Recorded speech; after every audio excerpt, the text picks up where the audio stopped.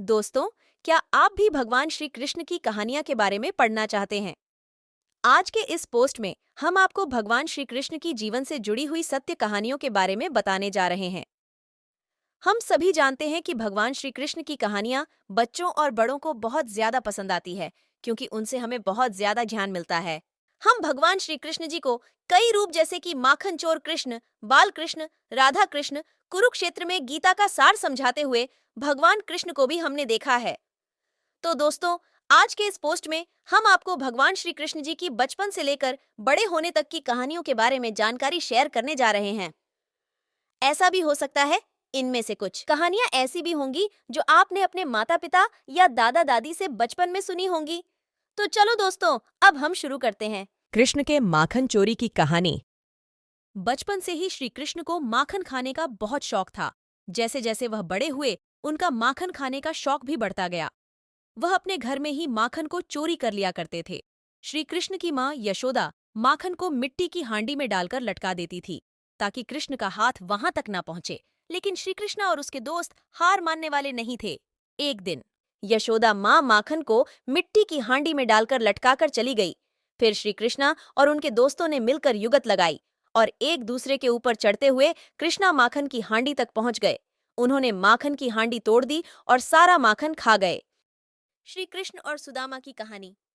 सुदामा और श्री कृष्ण बचपन के मित्र थे और दोनों एक ही साथ शिक्षा लेते थे। सुदामा बहुत गरीब था। वह ब्राह्मण था, इसलिए वह दिन भर में 5 घर से भिक्षा मांगकर अपना और अपने परिवार का पेट पालता था।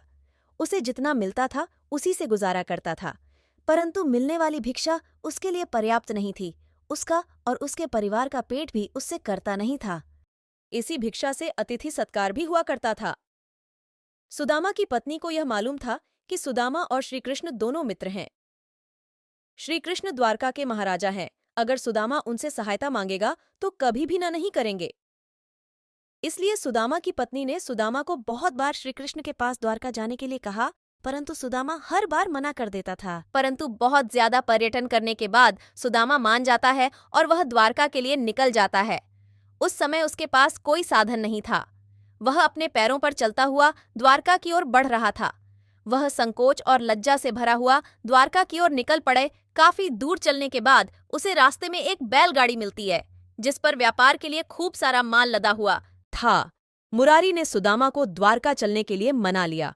गाड़ी पर बैठकर दोनों द्वारका के पास पहुंचे। वहां पहुंचते ही बैलगाड़ी वाले ने सुदामा से कहा कि आपका रास्ता यहां से अलग है और मेरा अलग है। सुदामा आगे चलने के बाद वहां से वापस आ गया। उसने सोचा कि मैं उस बैलगाड़ी वाले का धन्यवाद करके आता हूं। सुदामा मंदिर के पीछे उसका धन्यवाद करने के लिए वहां गया तो वहां पर कोई बैलगाड़ी नहीं थी और ना ही कोई मुरारी था। उसे कुछ समझ नहीं आ रहा था। वह सोच रहा था कि एक क्षण पहले वह मुरारी से बातचीत कर रहा था, परंतु दूसरे चरण में यहाँ पर कोई भी नहीं है। सुदामा समझ गया था कि उसके मित्र श्री कृष्ण की ही कोई लीला है। वास्तव में ऐसा ही हुआ। जब दोनों की मुलाकात हुई तो वह दोनों मुरारी की घटना पर मुस्कुरा रहे थे।